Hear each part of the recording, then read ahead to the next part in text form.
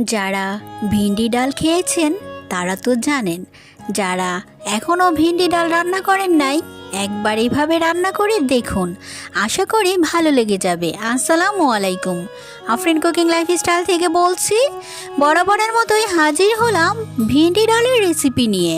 খুবই সহজে তৈরি করব, মূল প্রসেসে চলে যাই।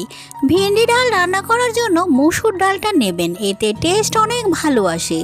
1 কাপ মসুর ডালকে 10 থেকে 15 মিনিট ভিজিয়ে রেখে পানিটা ঝরিয়ে নেবেন।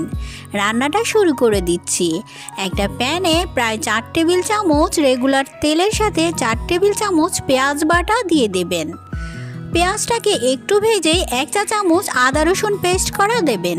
সাথে দিয়ে দেবেন হলুদের গুঁড়ো 1/2 চা চামচ, মরিচের গুঁড়ো 1 চা চামচ, ধনিয়া গুঁড়ো দিয়ে দেবেন 1/2 চা চামচ, 1 চা চামচ নুন।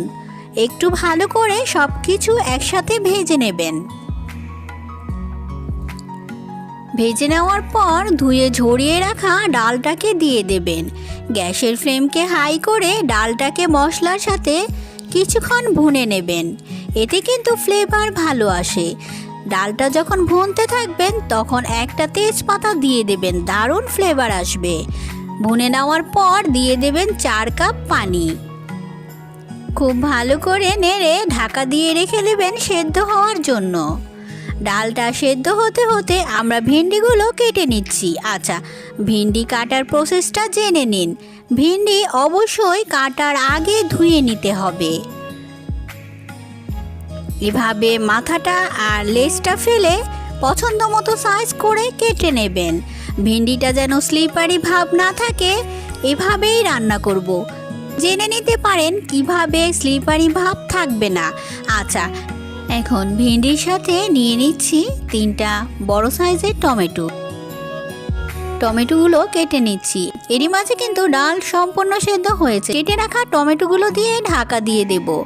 সম্পূর্ণ ডাল আর টমেটো যখন সেদ্ধ হয়েছে তখন সামান্য পানি দিয়ে ডালটাকে নামিয়ে দেব।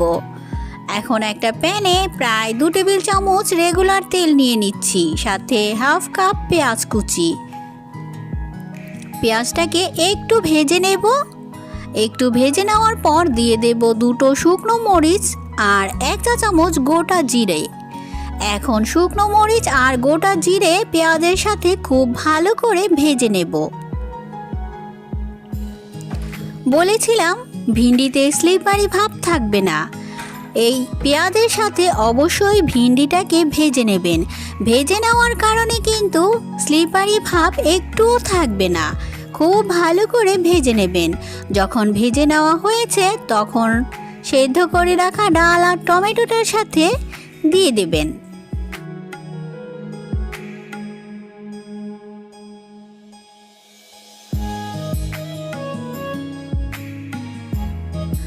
সব কিছু খুব ভালো করে নেড়ে দেবেন। ঢাকা দিয়ে রেখে দেবেন 5 থেকে 6 মিনিটের জন্য। এরই মাঝে কিন্তু ভিন্ডিগুলো একেবারে সেদ্ধ হয়ে যাবে। ফিরে এলাম 5 মিনিট পর। এরই মাঝে কিন্তু আমার ভিন্ডি ডাল সম্পূর্ণ তৈরি। নামানোর আগে সামান্য টালা জিরা গুঁড়ো দিয়ে দেবেন, এতে ফ্লেভার অনেক ভালো আসে। যদি সহজ রেসিপিতে আমার এই ভিন্ডি ডাল ভালো লেগেছে অবশ্যই বাড়িতে বানিয়ে নেবেন। ভিডিও ভালো লাগলে একটা লাইক দিয়ে দেবেন। চ্যানেলে নতুন হলে চাইলে সাবস্ক্রাইব করে পাশে থেকে যেতে পারেন। সবাই খুব ভালো থাকবেন। সবার সুস্বাস্থ্য কামনা করে আজকে এখানেই বিদায় নিচ্ছি।